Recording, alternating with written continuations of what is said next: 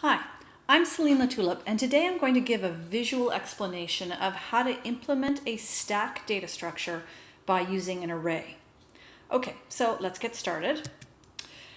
If we want to create a stack, we want the stack to be able to hold any type of object. And so we're going to use generics, and generics you can think of as completing our implementation because we're going to create the code for a stack, but it's going to be independent of what type of object it holds. So that's why generics come in handy. So this is what the code would look like to actually create an array. So we're creating an array of T, which is our generic, and we're going to call it stack. And the way that we have to do this in Java is we create an array of objects because you can't actually allocate generics. So you create an array of objects. We're going to give it 15 slots, and then we're going to cast it to this T generic array.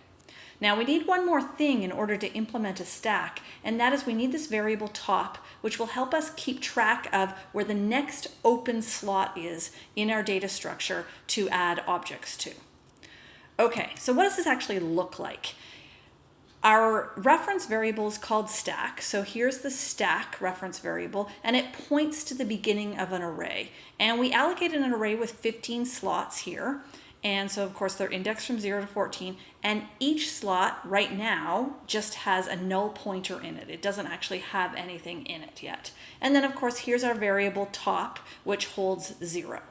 So one of the important things to note about this top variable is that it will always point to the next open slot in the array, but it also, because of indexing from 0, happens to tell us how many elements are currently in our stack. So when it's pointing at 0, that's because there aren't any elements in the stack, and so if we return top, that would tell us that our stack is empty, that it holds 0 elements. That's very convenient. Okay.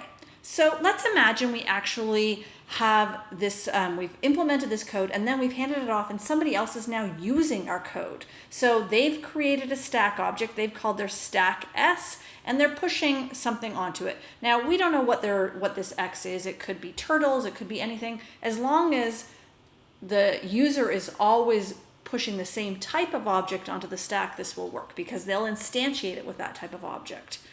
Now, let's see what this looks like. So this is the user's code. Here's their object X, whatever it is. And when the push happens, basically what happens is the null pointer in the next empty slot gets replaced with a copy of the address that points at this object.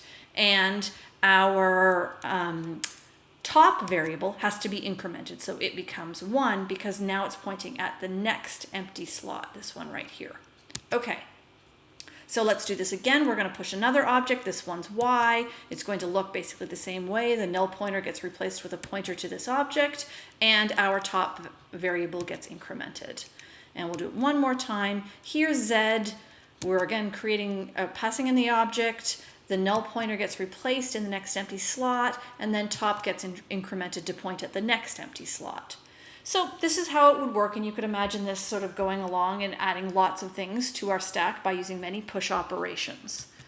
What about a pop? So in order to achieve a pop, we actually have to create a placeholder to hold the pointer to the element that's going to be returned. So we create this variable element, and it is going to, the pop operation happens, and it is going to get a copy of the address of the object that's on top of the stack. So basically, we are taking the address here and we are putting it in here. That's what we're going to have to do in our pop operation.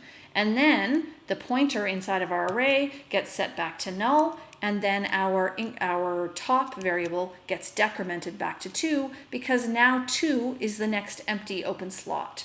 So notice that the order here, we have to make sure we copy this element in and return it, and then we set this slot in the array to be null pointer. If we did it in the other way, we would actually lose our reference to Z. Okay, so another thing here is that, again, I just want to reiterate, is that the size of our stack at this point in this image is 2, and that is very different from the length of the array. Our array has 15 slots in it, but our stack right now has 2 elements in it. So the size of our data structure that we're generating here, the stack, is not the same as the size of the data structure we're using to implement it. So what happens when our array is full? This is what you should be asking yourself at this point. So this is what it might look like. We got lots of objects passed in. We push them all onto the stack. At this point, when this array is full, our top variable is 15. And so it would try to put, if we did a push, it would try to put an element into slot 15. And of course, that doesn't exist here. So we need to detect this. So when we get a push and top is equal to the length of our array, then we need to actually expand our capacity.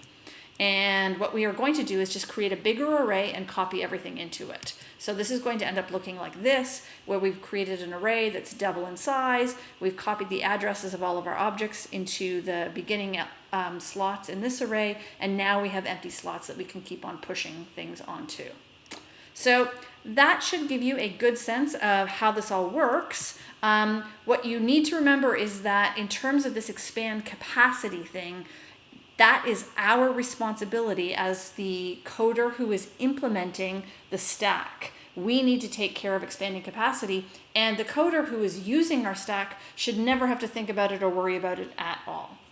All right, so that's how you would go about implementing a stack using an array, and hopefully you can go ahead now and code this up.